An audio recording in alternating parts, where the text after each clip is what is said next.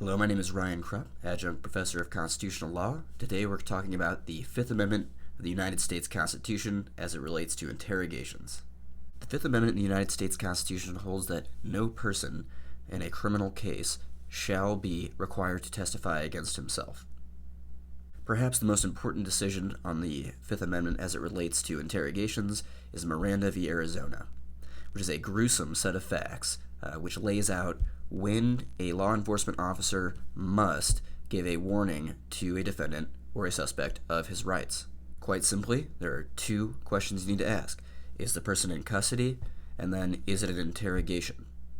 The custodial analysis, as in, is the person in custody, is one of those that people, I think, seem to kind of not quite fully understand.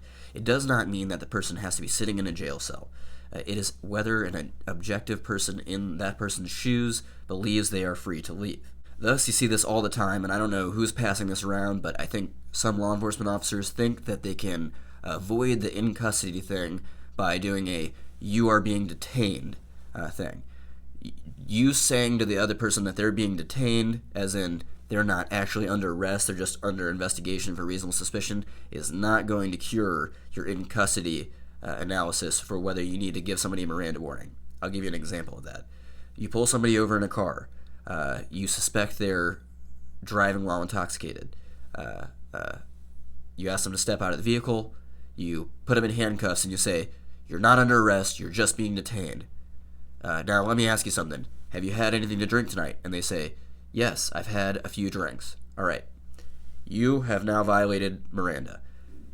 Do you think the person that you've just put in handcuffs feel like they can just take those handcuffs off and leave? If the answer is no, which it's going to be no objectively, then you have not given them their rights before interrogating them, asking them an incriminating question. Law enforcement officers do not like Miranda, the decision of Miranda. And I see the good reason. The reason being that it does seem to create an opportunity for people who have committed crimes to not have their statements used against them in court.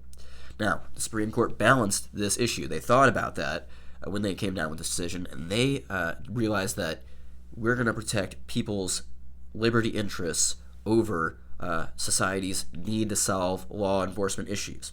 I want you to think about false confessions and somebody that is brought in for interrogation. They have perhaps a distrust for law enforcement officers, or think that if they say a certain thing, they will be given some sort of easier path, or they won't have to be involved in the system. So they go into a voluntary encounter of some sort, or a custodial encounter, and they start saying what they think the officer wants to hear. Okay, without the warning, they start to say this or that, right? And if you start to say something that happens to be incriminating, that can be used against you in court. They call it an admission. So if you're the defendant, any admission that you make will be admissible in court. On the other hand, let's say you come back and you say, okay, what I said earlier was not true. This is what really happened. Blah, blah, blah, right?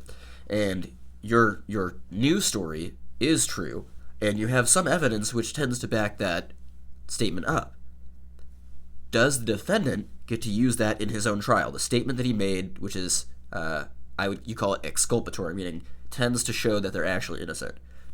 Do you get to use that in trial? No. It is hearsay. It is not a court statement used to prove the truth of the matter asserted, complicated legal aspect, but the truth is that if it's not an admission, it is hearsay. So the defendant can't use it. He would have to go on the stand and testify, and he wouldn't be able to say, "I told the police officers that earlier." So the Supreme Court balanced the interests of the individual and the nation's need to solve crimes and said, simply, you need to apprise the defendant of their right to remain silent, as in not to testify against themselves, and the right to seek counsel if they're a suspect of a crime. So what happens if you do not give the proper Miranda warning? You make the mistake, you don't apprise them of their rights, then you arrest the person and charge them with the crime and want to use the statement against them. Simply, the exclusionary rule, which we talked about in the Fourth Amendment, is going to apply. That means the defense attorney, like myself, files a motion to suppress the evidence, which can be based on a Fourth, Fifth, or Sixth Amendment violation, and you say, "Court, there was a Fifth Amendment violation. The law enforcement officer did not read or state the defendant's Miranda rights. The defendant made a statement which tends to be incriminating. That statement may not be used in court, which may be the best evidence in the case, so it might end up in a dismissal of the case, or at least a dismissal of some very important evidence. So how do you avoid the suppression of a Miranda statement? Very, very simple. Start from the beginning, go back, get your Miranda warning card if you're a law enforcement officer, you pull it out, you read straight from it. Handcuffs go on, read from the card. You'd rather be on the safe side. If you're not sure whether it's a custodial arrest, you'd rather be on the safe side and read the rights than you would to have it suppressed later. Take some time, read Miranda v. Arizona, think about the custodial analysis, and what you should do is try to understand society's interest in individual freedom and try to understand how law enforcement has been inhibited. Perhaps it's easier to see how law enforcement has been inhibited for some people. For other people, they tend to think that freedoms are paramount and that it's not as big of a decision. It should always have been that way. But try to see the competing interests, compare them to each other, and let me know what you think about those two interests and what the best way to balance them is.